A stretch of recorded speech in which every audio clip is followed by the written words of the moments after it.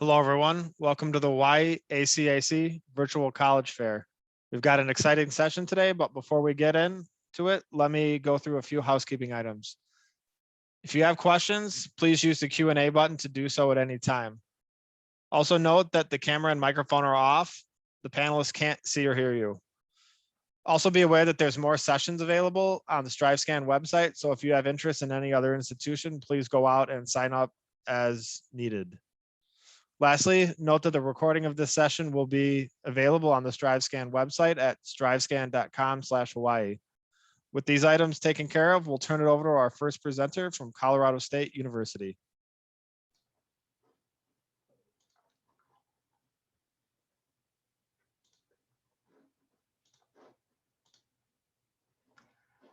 All right, I think I've got it now. Hi, everyone. My name is Heather Daniels, and I am the Director of Admissions at Colorado State University. Really excited to be with you all this afternoon, actually there. It's evening here in Colorado, and excited to be able to share a little bit about Colorado State University. So with that, I'm going to get started. I'd like to start off talking a little bit about our location. Colorado State University is located in Fort Collins, Colorado.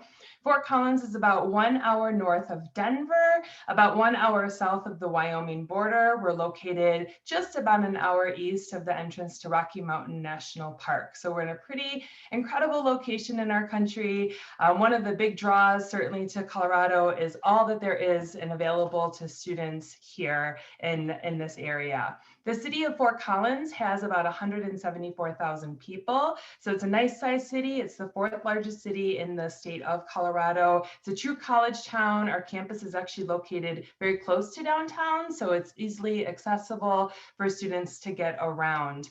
This is a picture of our downtown area, which is called Old Town. It was actually the inspiration for Disney Main Street USA. So if any of you have been to Disney before and you come to Fort Collins, you'll see a lot of similarities.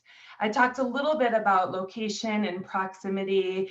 If you are at all interested in outdoors, hiking, biking, snowboarding, skiing, you name it, it's right there in our backyard. I had a colleague once say that if it ends in ing, then you can do it in Colorado. Next, I want to talk a little bit about our institution. So Colorado State University is considered a large public research institution. We have about 28,000 total students, about 24,000 undergraduate students. And you can see on this slide the breakdown of our student body. We are the land-grant institution here in the state of Colorado. So about 68% of our students do come from Colorado, and then the other 32% come from outside, all 50 states, and quite a few from Hawaii. Actually, we have a lot of draw for students coming to CSU from the state of Hawaii. Now I want to transition and talk a little bit about our academic programs. Colorado State University has 8 different academic colleges. Those colleges include the Colleges of Natural Sciences, Natural Resources, Engineering, Liberal Arts, Health and Human Sciences, Business, Agriculture, and Veterinary Medicine and Biomedical Sciences. We also have an undeclared option if a student is still considering what they want to major in. But with all of those 8 colleges, we have over 250 different academic programs of study. So literally something for everyone in our academic areas. Something else at Colorado State is our honors program. So if you're a student who is a high achieving student and interested in having a little bit more of an intimate, smaller classroom setting, more access to faculty members, the honors program can make a larger school feel even a little bit smaller than that. Research is huge at CSU. Students are able to participate in research alongside faculty members, even during their first year as a student. So we have quite a few different opportunities for students, and student success is often defined by the opportunity that students have to conduct research alongside faculty members. Something that's pretty exciting that happened in the last year is that Colorado State was ranked as the top 4, within the top 4 of colleges and universities working on the COVID vaccination. So lots of really great things happening on our campus related to research. Now I want to talk a little bit about life outside of the classroom. Colorado State has over 500 different clubs and organizations. Those range from academic to multicultural, religious, recreational, you name it, we've got it. We're part of the NCAA Division I, the Mountain West Conference. So we have varsity sports and then also quite a few club and intramural sports as well. Something that's pretty common on our campus is a very active student body. It's rare that you meet a student who just goes to class. Our students are doing lots of things outside of the classroom as well. If any of you are interested in study abroad opportunities, we've got quite a few. I wanted to highlight two in particular. One is that we are the academic partner to Semester at Sea. Semester at Sea is a study abroad program where students are able to live essentially on a cruise ship and travel around the world. All of the credits that they take while they're on that program are Colorado State University credits. So it's a really great opportunity for students at CSU to participate, although any institution, students can participate in Semester at Sea. We also have a campus in Todos Santos, Mexico, which offers lots of flexibility if a student is interested in maybe just going for a couple of weeks or part of a semester and instead of for an entire semester. All right, next I want to talk a little bit just about the admissions process. I know quite a few of you might be just starting this process and thinking about what it looks like into the future. At CSU, as I mentioned, we're a land-grant institution. This particular page shows a little bit of a profile of the class that just came in this last year. This year, we've been test optional for the fall of 2021. We're waiting to hear if that will continue for future classes, but this at least gives you a snapshot of what we're looking for in the admissions process. And in terms of dates, our application will open on August 1st, and our first date is December 1st, and our second date for admission is February 1st. All right, that's a lot of information. I'm going to throw some links into chat after I finish talking, and happy to answer any questions that any of you might have about Colorado State University. Thank you so much. Thank you. We're on to our next presenter from the University of Rochester. Hey, everybody. I'm going to go ahead and share my screen now. Awesome. Hi, I'm Kim Craig. I'm the West Coast Regional Director for the University of Rochester. So I am from Rochester originally, but I actually live in California so that I can be closer to the students in the western parts of the United States. Let's start showing you kind of where we are also. So we are located in New York State on the East Coast. We are both the city of Rochester and our campus are located on traditional Haudenosaunee land, right south of Lake Ontario, as you can see there. We're pretty close, pretty easy access to Boston, to New York City and Toronto. This is a sort of overview of one section of Rochester. You can see our campus there in the middle. So we are basically located in a bend in the river, which is pretty nice. And so we get to have that really traditional college experience, but we're only 2 miles south of downtown Rochester. Rochester is, you can see, a pretty green city. We have one of the highest parks per capita, I think, in the United States. And we're a city of about 1 million people, so a nice medium-sized city where there's lots of opportunities. Students can absolutely take internships, go to restaurants, concerts, sporting events, all that kind of stuff, but still stay back on campus and have that campus experience that I was talking about. I like to talk just for a second, a few seconds, about our motto, which is Meliora, and that means ever better. It's certainly a personal motto that students feel that they always want to be learning and growing, but it really is a community motto. And it's something that means we want you to really take care of your community members. We want to bring students to campus that want to leave the communities, their communities in a better place than they found them. And that's something that I talk about all the time, but it's something that I've really seen this year with our student body and something that's been really important to us this year. And so just know that that sort of community spirit is something that's really central to what we do at Rochester. But the big thing that I want to talk about most is our curriculum. So I think what really sets Rochester apart is our curriculum, because we do have no required courses. We have a build your own curriculum model. And what that means is, of course, you have requirements in your major. If you became a political science major, you would have to take political science courses. But you don't have to take core courses. You don't have to do distribution requirements. So where most schools have about 2 years of that you might be doing during your first few years, we leave that open, which lets you jump right into your major if you want. It lets you come in not sure what you want to do. It lets you change a bunch. About half of our students double major. And we actually have students who even triple and quadruple major and still graduate in 4 years. I'm not advocating quadruple major. That seems like a lot to me, but it is pretty easy to double major or switch your major if you want to. And the great thing is that we pair that openness with the fact that when you are admitted, you're admitted to all the majors except for music performance. So you do have the ability to change. Now, that said, I always kind of pick on our pre-med majors. Sometimes they get nervous. They say, hey, I'm a biology major. I'm going to be pre-med, not going to change my major. And yeah, you're probably not going to change to dance, right? But you might change to biomedical engineering, to bioethics, to studying public health. And that's that interdisciplinary learning that this curriculum really builds. So if you're that student who likes to look at things from different perspectives, who likes to really make your education kind of individualized, to really think on how can I take my interest in music? Am I interested in engineering? Am I interested in, global politics and put them together? We want to help you figure that out. So that's how our curriculum is set up. And we do that by also helping you to do a lot of hands-on learning. So about 80% of our students do research. We are pretty unique in being a tier 1 research university, having over $400 million worth of research, but only having 5,500 undergraduates. So it's much easier for our students to do research. You can do it every year. You're at Rochester. You can get a grant with your admission packet to do research if you tell us you're excited about it. So we're really supporting that. And we're really supporting internships. About 95% of our students do internships.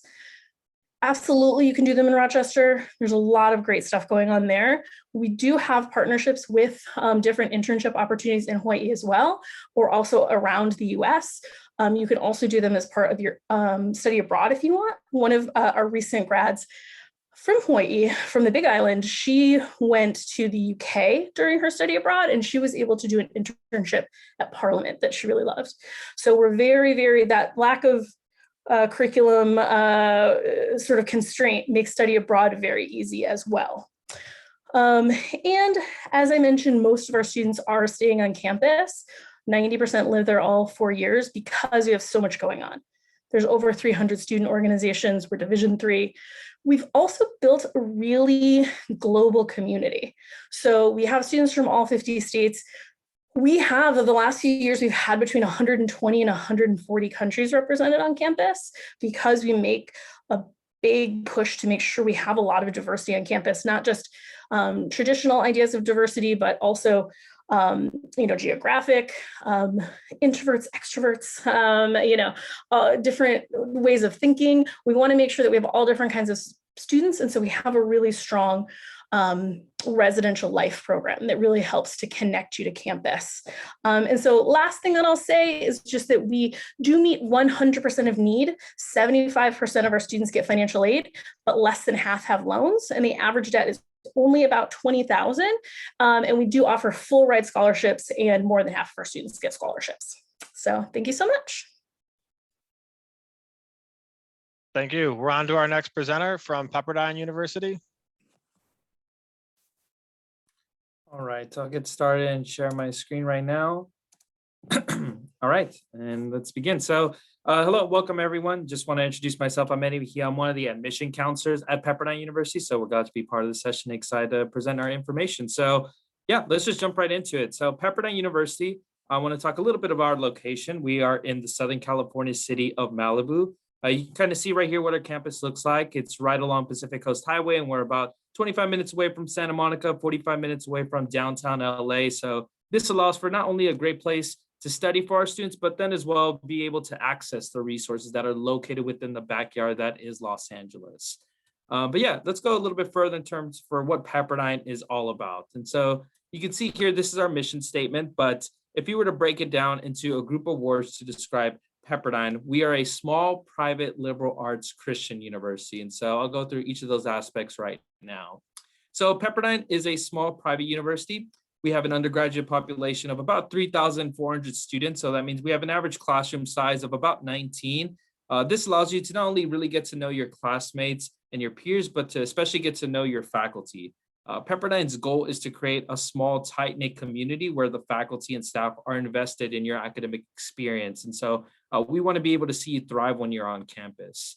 We also provide a liberal arts curriculum, which means that, we want to offer students a well-rounded academic experience. So you have your choice between 44 majors and 41 minors. And on the right-hand side, you can see some of our most popular majors at Pepperdine. But even aside from these, Pepperdine's offer programs that allow students to gain valuable experience in and outside of the classroom. So whether it's undergraduate research or internships, we want to be able to provide students with all the tools and resources necessary to be successful.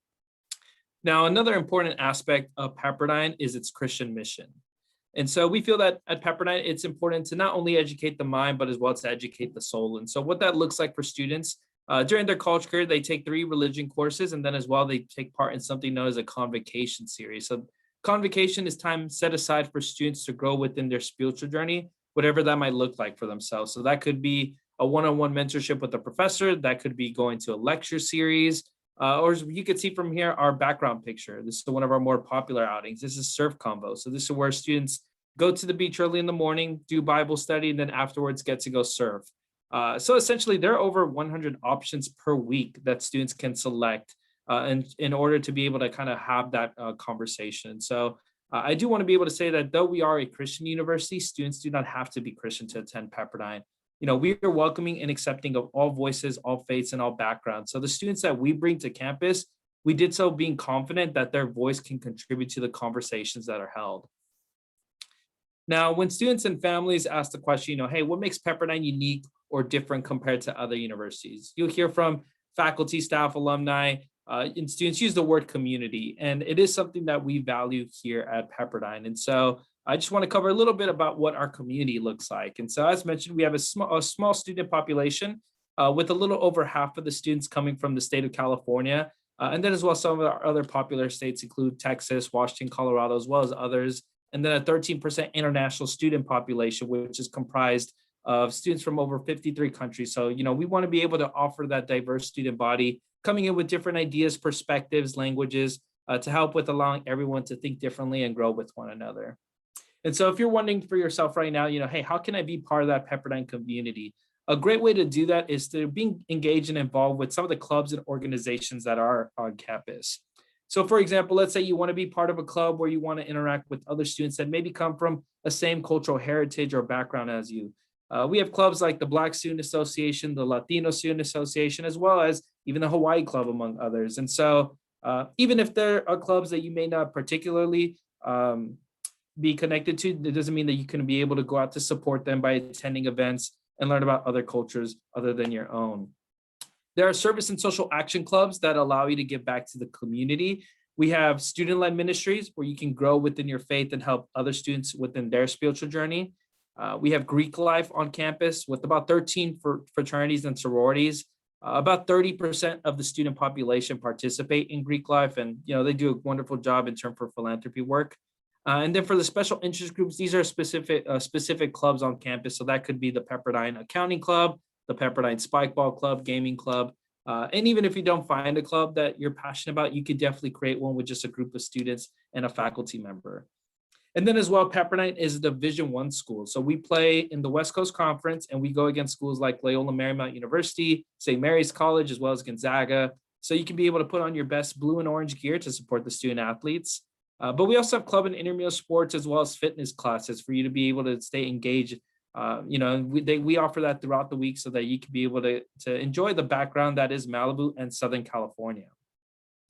And one thing that I do want to cover is our study abroad program. This is something that we're extremely proud of. We have several campuses around the world, and these are Pepperdine facilities. So this is where you have the chance to go with Pepperdine students, faculty, and staff. So you still get that sense of community, even though you're thousands of miles away from Malibu. And why we love talking about study abroad program is because we feel we have a great one. You can see right here that about 4 out of every 5 students will study abroad at least once during their college careers. So you can go for either a summer session, semester, or full year-long program. And why I bring this up, it's because as this world is becoming more and more interconnected, it is important to showcase that you can be a true global citizen. And so when thinking about, what study abroad programs you want to be able to experience, you can hopefully think about Pepperdine. So with that, That pretty much brings me to an end. I do want to be able to say, of course, if you want to be here to hear other topics, feel free to go to our website and attend our application workshop. So once again, thank you and hope you have a great rest of your evening. Thank you. We're on to our next presenter from the Illinois Institute of Technology. Right. Hi, everyone. Thank you so much for being here. My name's Will, and I'm obviously from the Illinois Institute of Technology, as you can see on the screen. We are located in Chicago, just a few minutes from the center of the downtown core of the city, and we provide a residential campus for our students. We have just about 3,000 undergraduate students, so it is a smaller institution where you're going to get to know the other students really well. You can get to know your professors, and hopefully you'll take advantage of a lot of the resources I talk about today. Now, when you think of a STEM-based institution, you're automatically going to think of things like engineering, computer science, and architecture, and that's great. We have all of those programs, and we provide some great options. In addition to that, we also have a school that's focused on human sciences, so things like the psychological sciences, or preparing folks to work in government and nonprofit sectors. We have a business school, we have an applied technology school, so it's not just those hard engineering and computer science programs that you might think of. At Illinois Tech, we are a pretty diverse community. We have all 50 US states represented, as well as 80 different countries represented at the university as well. And about 40% of our students are from out of the state, including quite a large population from Hawaii as well. So you'll definitely be able to find some folks who had similar experiences growing up. Some other facts you'll see on here, we are a one-to-one faculty advising model. So you're going to get to know your professors, not just in the classroom and in the labs, but also as the people who are helping you to not only pick courses, but think about what experiences do I want to have outside of the classroom that are going to help me stand out when it comes to the job search process. Some of those outside of the classroom experiences are things that we really want all of our students to engage in, things like undergraduate research, which we definitely have and help you to find a lot of different options. Is an undergraduate student, for an engineering student, for instance, you would have access to our undergraduate research program that's housed within the engineering school, where you're going to be much more problem solving focused. So thinking about how can we make an impact on society? How can we basically try to leave the world a better place? And so all of our research focuses on one of four areas, things like water, health, security, or energy. Another great option for students would be interprofessional projects. These are year-long problem-solving courses that our students get a chance to take, are also required to take them. But it's your opportunity to guarantee a hands-on learning experience where you're going to work in a small team of about 10 to 12 students, finding a problem that you're passionate about and figuring out a way to try and solve that. And if none of that sounds super interesting to you, we also have our off-campus programs through a group called Elevate, which is an office and support staff that you have on campus to help you explore things like internships or maybe a co-op if you want to take a full semester off and work full-time for a company, or a study abroad experience like you've heard today. Definitely have those options for students as well. It's not 100% academic at our university, though we are quite an academic bunch. Our students are involved outside of the classroom as well in over 150 different clubs and organizations. Lots of different things you can be a part of, affinity groups, fraternities, sororities, religious organizations, as well as many academic focused clubs. So groups like the Civil Engineer Society, who build and race a concrete canoe, our automotive engineers who actually get together and build an electronic car and compete against other colleges, as well as our Engineers Without Borders, who go out into the community or into many communities actually and help to make an impact. In addition, we do have many different ways that you can be a competitive student if that's something you're looking for. So that traditional NCAA athletics, we've got those for you. We've got intramurals. We also have an esports program. So if you're interested in gaming, definitely a great outlet at the university for students as well. And we are in the process of helping to build a very large arena in the Chicagoland area, just a few blocks from our campus, which is pretty exciting. We are residential, as I said, and we do provide housing for students all 4 years. You see the one on the screen, that's John and Jean Rowe Village, a pretty cool looking residence hall, I would say, and definitely representative of that modern style that you'll find on campus. If that doesn't look great for you, not a problem. We have much more traditional buildings on campus as well, with more of the dormitory style housing you might be expecting. Now, in terms of the application process at Illinois Tech, we try to make it as simple as we can for you. We're members of the Common App, and we're going to ask you for just a few short supplemental questions. We'll ask you for your high school transcript, minimum of 1 letter of recommendation, maximum of 3, and we are test optional for the upcoming year. So if you take a test, great. If not, that's totally fine as well. And what we're going to be looking for is mostly an AB average. We want to see that you're doing well in your math and science classes if you're applying for something like engineering or computer science, for instance, but we want to see an overall solid preparation as well. And if you do apply before November 15th, you will be considered for up to full tuition scholarships. All of that contributes to what you see here on this screen, this return on investment ranking that puts us #1 in the state after financial aid, also being ranked the best value institution. And a big part of that is because of our scholarship programs. Every student who applies to Illinois Tech is considered for scholarship funding, ranging anywhere from about $20,000 to $30,000. So it's a great opportunity for students to help bring that cost down quite a bit. And like I said, if you apply early, you're going to be considered for all the way up to full tuition awards as well. Lastly, I just wanted to make sure you're aware, we do have summer programs as well. So if you are hearing about these engineering and this architecture and computer science and all of that sounds great to you, I would encourage you to check out one of our summer programs. These will be all virtual this summer due to COVID-19. So we will have lots of options for students to pop in at either asynchronous or synchronously, depending upon the time zones. And we'll have ways for you to be involved with that program as well. But I thank you so much for attending, and hopefully you attend some other sessions with StriveScan as well. Thanks so much, Will. We're on to our next institution, Williams College. Hi, everyone. Thanks so much for joining. I'm just getting slides pulled up. Great.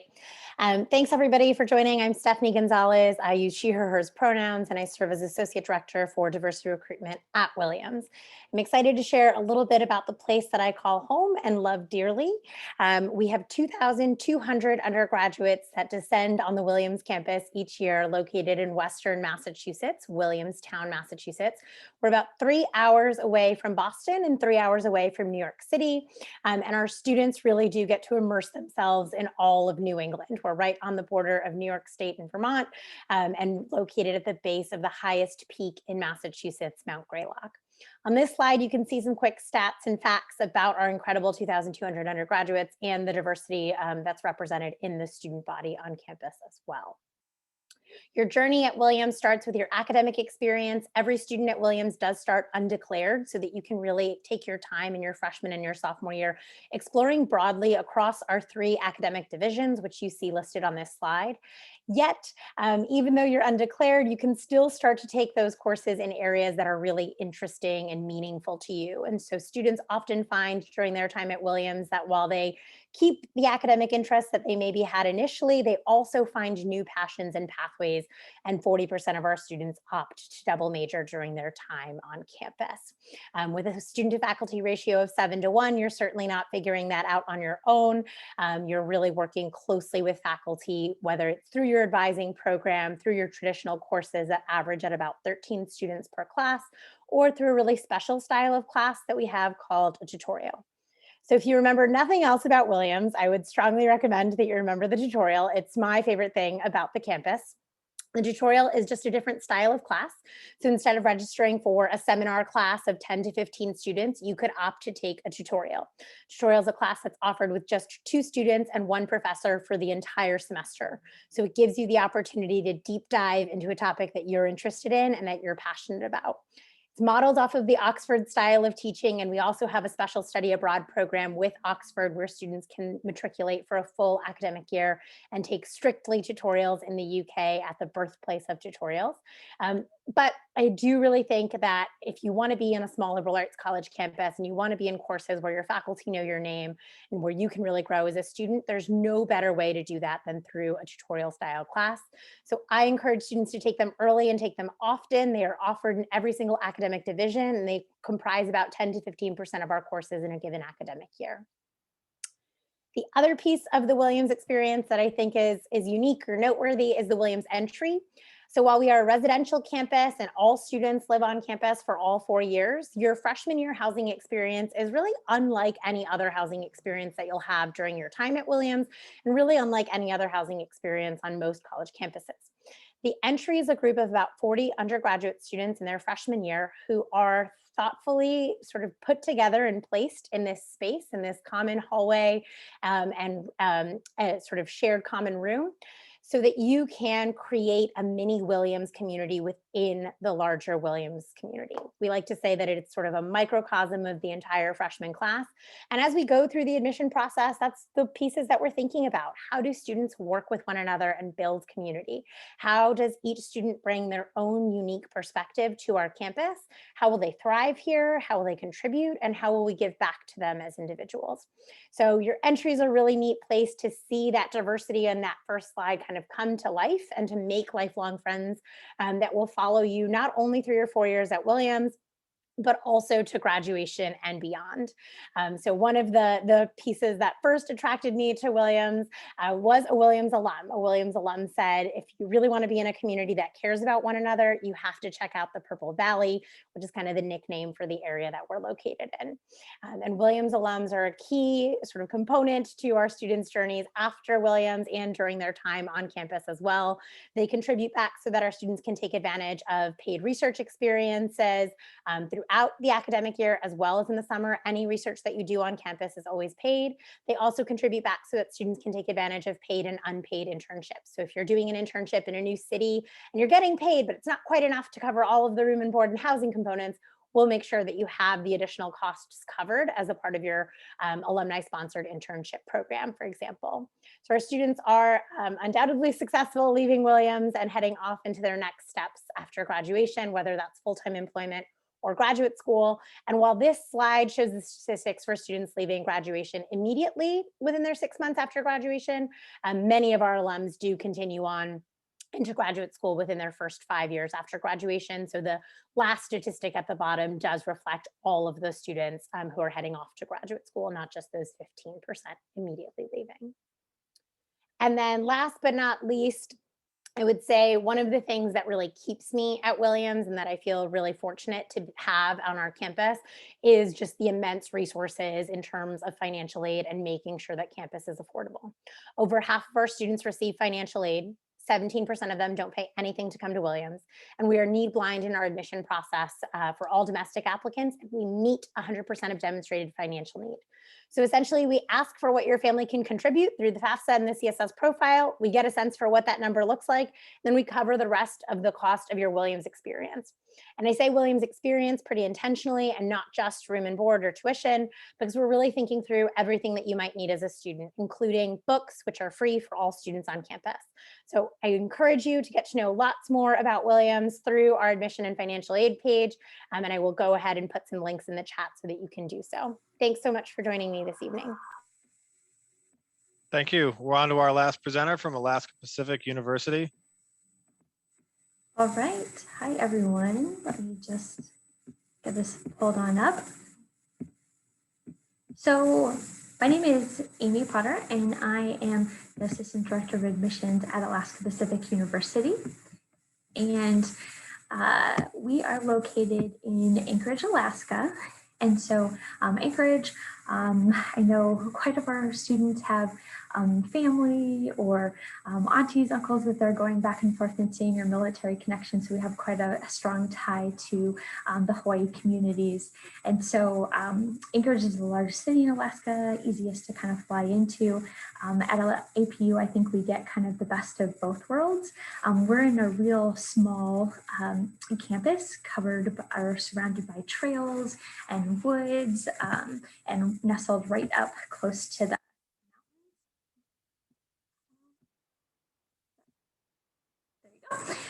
next to the mountains. And so, but at the same time, we're also the convenience of being in the large Anchorage city. So we're a small liberal arts and science school. So we have about 500 students total. We focus a lot on place-based, project-based learning. So for us, it's all about getting students out to the community, out to Alaska for their classes. So our student faculty ratio is 7-to-1. We do have on-campus housing available. Even though we do have a small student body, we have 31 different states and countries represented, and we are an Alaska Native American Indian students serving institution. We'll talk a little bit about financial aid at the end, but 93% of our students receive financial aid and scholarships.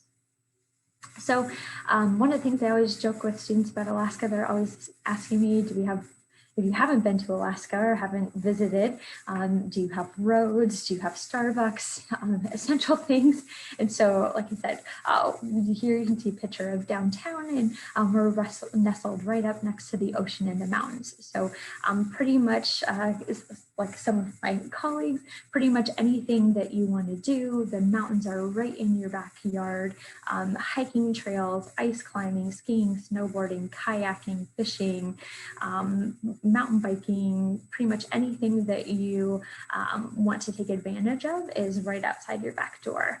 And walk on a glacier to going to see an arts performance, live events, the Iditarod dog mushing. So there's great views.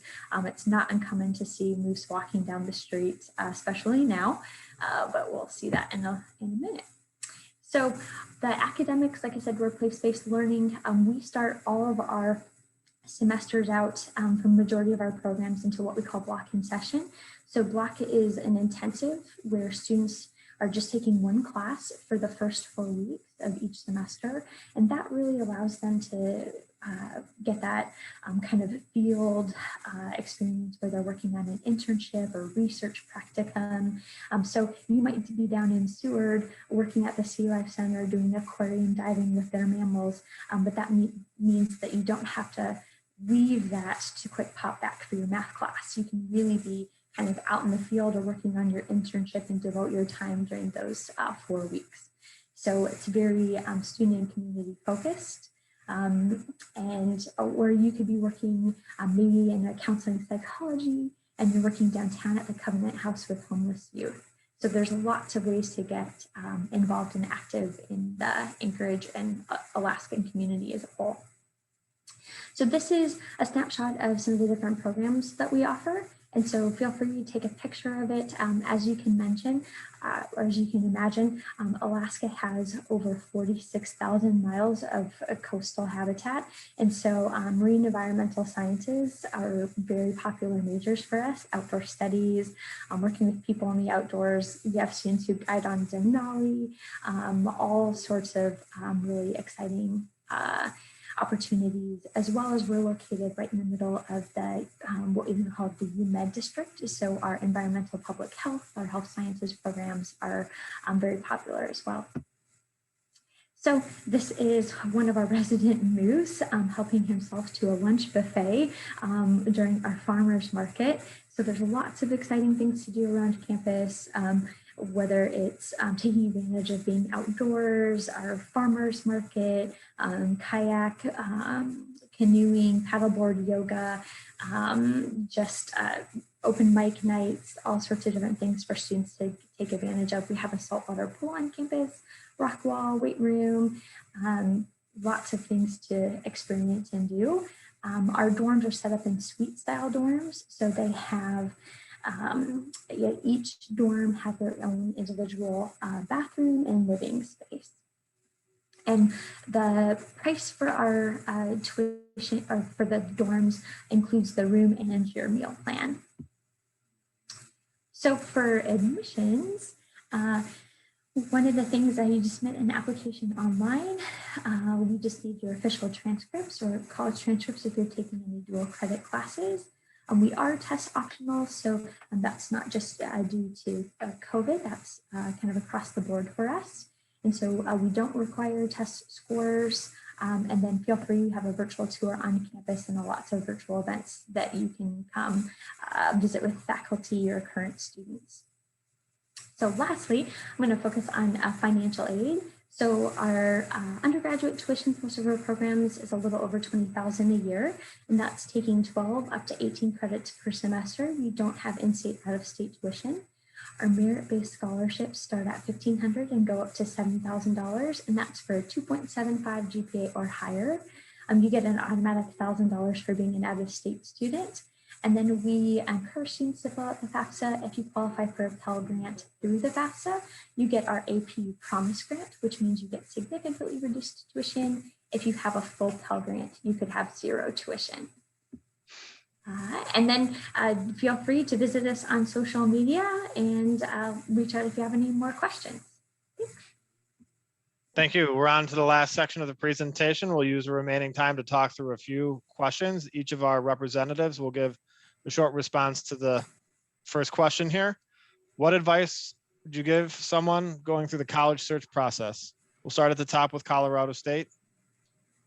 Okay, thank you. I love this question. And a piece of advice that I'd like to share with you all right now is that it's never too early to start the college search process. And definitely take advantage of all of us, the colleges and universities all over the country, all over the world, that have had to implement so many more new virtual opportunities to engage. So you have the opportunity to get to know schools early on. So take advantage of the time that you have and get to know the schools.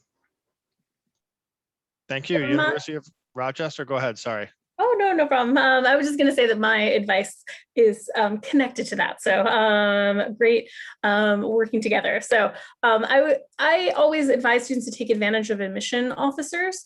I know I'm first gen and I didn't connect with anybody from admission, but we all are in this because we like doing it. And I know it's very confusing, especially in the virtual world, that there's lots of different things going on and it feels like every college has something different. There's somebody who works with your high school or your state or your region.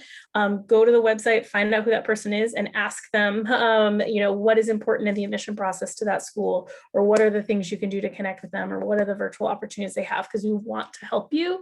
We're not going to be judging you or, be scary or anything like that. We want to chat with you. Thank you. Pepperdine?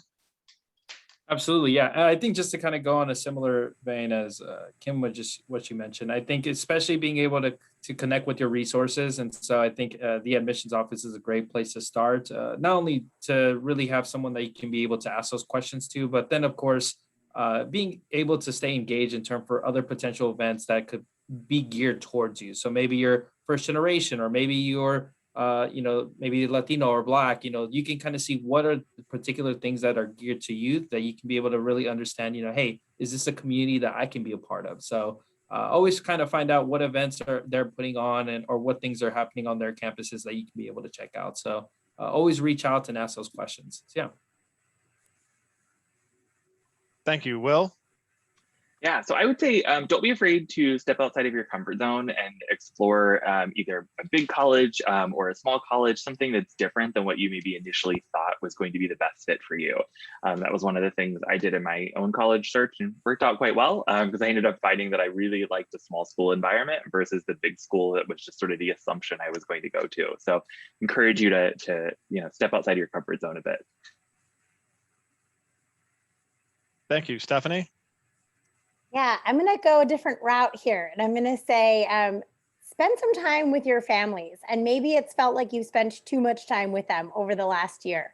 But once you head off to college, even if you're staying local and in state, you're going to have a totally different adventure and journey. And you're not going to have as much time for your close friends, your family, whoever it is that you call family.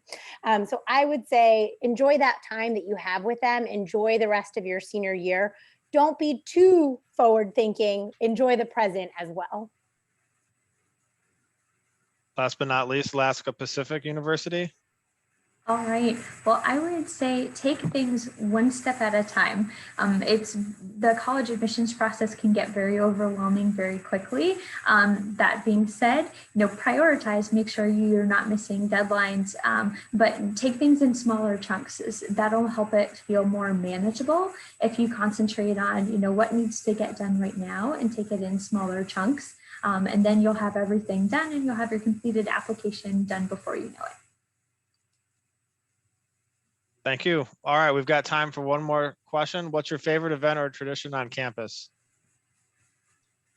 Okay, so for Colorado State University, my favorite tradition actually goes back to our history. So before changing our name to Colorado State University in 1957, CSU was known as Colorado A&M, and we were an ag school, and our mascot were the Aggies. And so when you come into Fort Collins, the foothills to the Rocky Mountains are just west of downtown, and there's a big A. And most people are like, what does that A stand for? But it's a throwback to our history and our original mascot. And every year the students paint the A. So that's my favorite tradition at CSU. My favorite tradition is our global day of service. So we have a lot of service projects on campus that students will do, but we have a very connected alumni network. And I just think that it's very fun that we pick a day that everyone all over the world is doing service at the same time. And as somebody who travels around a lot for work, I've been able to participate with alums in lots of different places around the country and around the world. And it's just a pretty special time, I think, to bring all of our community together. I would say for Pepperdine, it's our Blue and Orange Madness Week. It's essentially kind of similar to a homecoming, but this is where, you know, staff, students, the general Pepperdine community comes together and, you know, is able to celebrate different events going on. So I think one of the great things that we kind of do, you know, we sometimes have, you know, in and out trucks sitting along on the lawns. We have, you know, free carnival rides, different games that, you know, everyone can be able to play. So it's always just kind of nice to see everyone come back to Pepperdine to be able to kind of celebrate that time together. Awesome. So at Illinois Tech, I mentioned the diversity of the student body is a big thing. So one of my favorite events is called Taste of Illinois Tech. It's a day where we get to learn all about some of the different cultures on campus, some of the different student groups and religiously affiliated organizations. They each set up tables and you're able to go around and buy food from each of them, try it out. And it's all a big fundraiser to give back to the community in Chicago as well. So it's got all of the best things, service, food, you know, you walk away happy. At Williams, my favorite day on campus is Mountain Day. It is one of the first 3 Fridays in October. We never know which one it's going to be, and the president will randomly wake up, see that the New England fall foliage is kind of in perfect peak perfection, and cancel classes. And we all get to go out and go hiking for the day, eat cider donuts, drink a lot of apple cider until you really can't move anymore. And it's just an awesome experience for the entire community.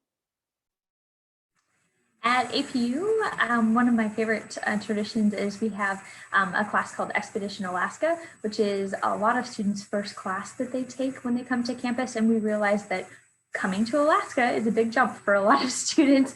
And so just figuring out and getting used to being someplace so far away. So students stay on campus for about a week, they meet the other students, and then they head out on a rafting trip down the Yukon River. And they get to firsthand do project-based learning. They get to do a project on the field with their faculty, with their other students, and see some really remote, beautiful places of Alaska that even a lot of Alaskans don't get to see. Camp out under the northern lights, like it's pretty amazing. So that's my favorite part. Well, thanks everybody so much for all the great information today. We want to thank you again for joining us on this fair today. Please note we have a quick 4-question survey, so take that if you have the time. Also note that there is more sessions, so look on the StriveScan website for that. And finally, note that the recording will be available at strivescan.com/Hawaii. Thanks everyone, have a great day. Bye-bye.